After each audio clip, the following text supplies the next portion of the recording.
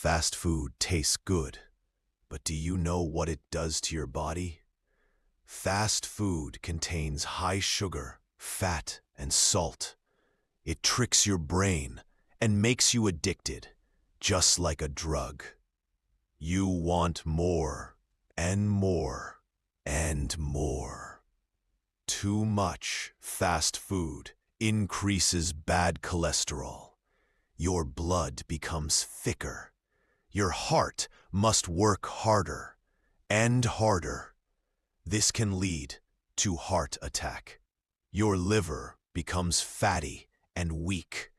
Extra oil and sugar slowly destroy it. A silent danger is growing inside you.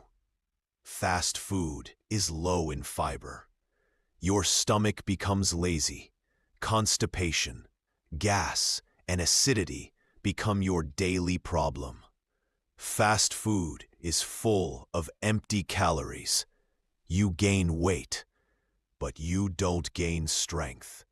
Your energy goes down. Your fat goes up. Your skin becomes oily and dull.